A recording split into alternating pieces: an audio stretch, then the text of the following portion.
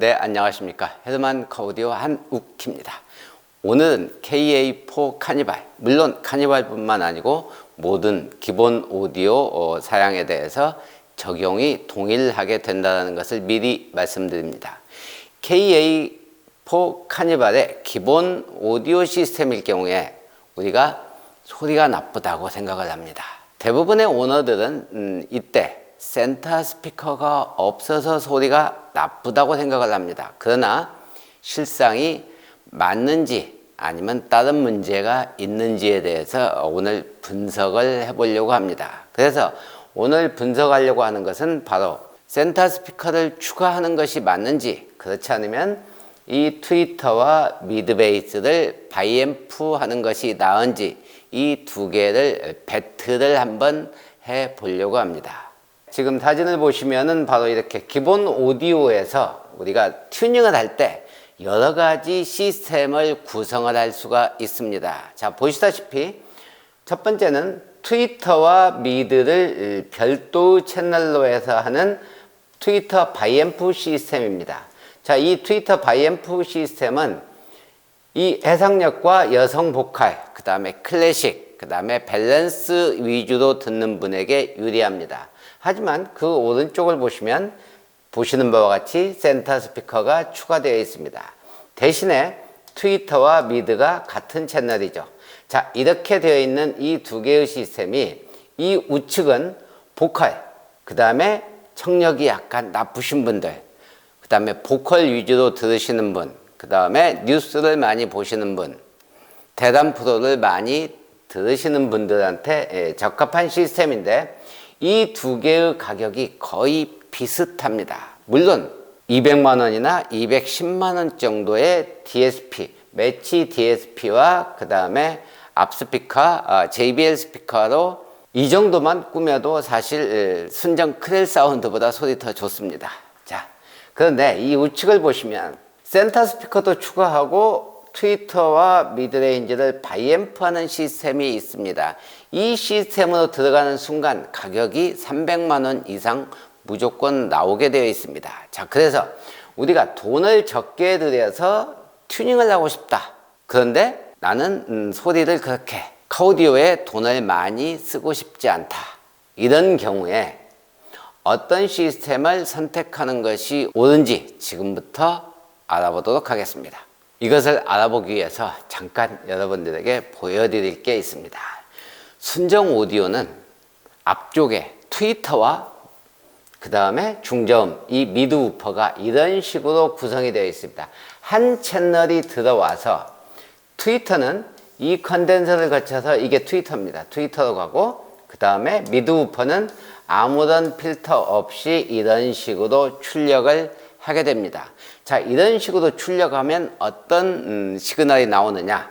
이 아래쪽에 보시면 지금 보시는 것은 이 미드우퍼 신호입니다. 이 미드우퍼 신호가 보시다시피 필터가 없기 때문에 원래는 이렇게 플레인지 고음까지도 미드우퍼에 입력이 됩니다. 그리고 이 각도와 그 다음에 스피커의 특성으로 이 기울기가 어떤 주파수에서 이렇게 고음이 안 나오도록 만드는데 그 기울기가 완만하다라는 것입니다. 위쪽을 보시면은 트위터인데요.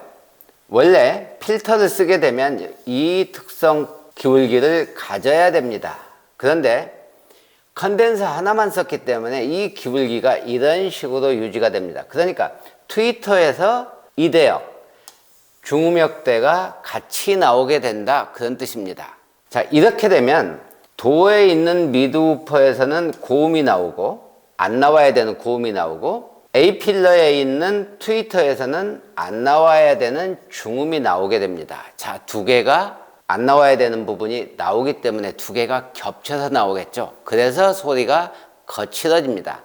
바이앰프를 한다는 것은 이런 식입니다. 트위터의 이 특성 커브, 그 다음에 미드의 스피커에 맞는 이 크로스오버를 어디로 할 것인지, 그 다음에 이 기울기를 이렇게 할 것인지, 그 다음에 위상을 여기서 어떻게 잘 맞춰서 평탄한 이퀄라이저 특성을 만들 것인지, 이것들을 전부 다 조절할 수 있다라는 뜻입니다. 그러니까 바이앰프는 가장 중요한 것은 미드우퍼와 트위터의 이 크로스오버 대역의 특성을 맞추겠다라는 것입니다. 두 번째는 바로 트위터와 미드가 별도 채널을 가지고 있기 때문에 시간 조절이 가능하다는 것입니다. 자, 그래서 시간 조절이 어떻게 되는지를 잠깐 살펴보도록 하겠습니다. 이 좌측에 보이는 것은 이 트위터와 미드가 각각의 채널을 가지고 있습니다. 그래서 운전석 기준으로 해서 시간 정렬을 하게 되면 모든 스피커가 동일한 시간에 내 귀에 도달하도록 이렇게 미는 거죠. 그러니까 실제로 여기에 있지만 늦게 나오게 만들어서 여기에 있는 것처럼 만드는 거죠. 그러면은 여기에 센터 음상이 정확하게 만들어지겠죠. 자, 그런데 이 우측을 보시면 이 트위터와 미드가 같은 채널입니다. 그런데 거리가 다릅니다.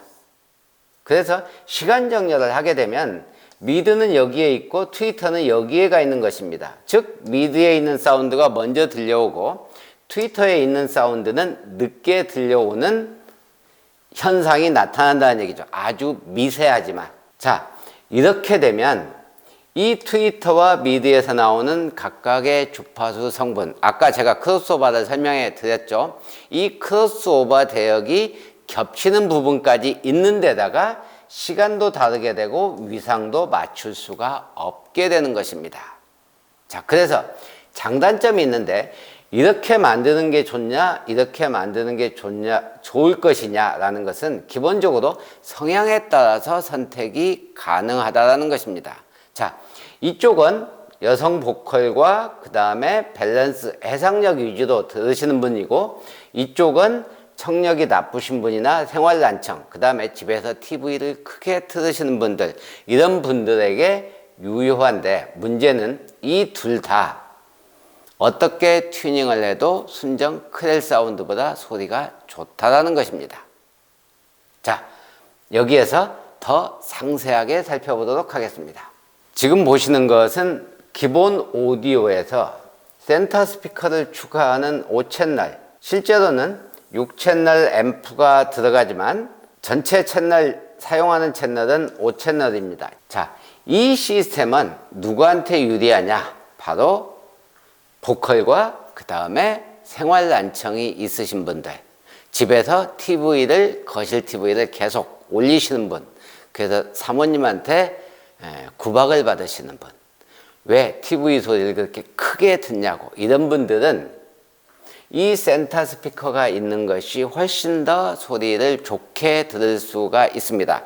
지난 시간에 제가 이 센터 스피커를 넣었을 때의 효과에 대해서 여러분에게 설명드린 바가 있습니다.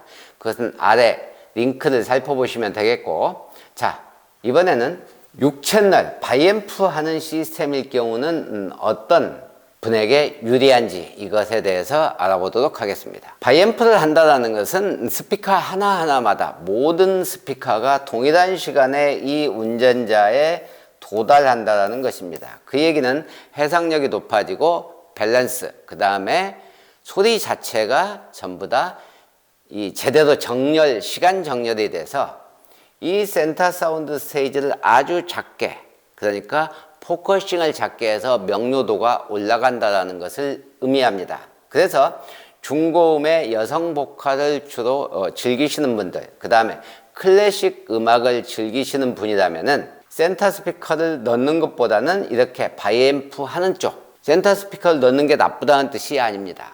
둘 중에 하나를 선택해야 된다면 바이앰프 하는 쪽이 훨씬 더 유용하다라는 것입니다.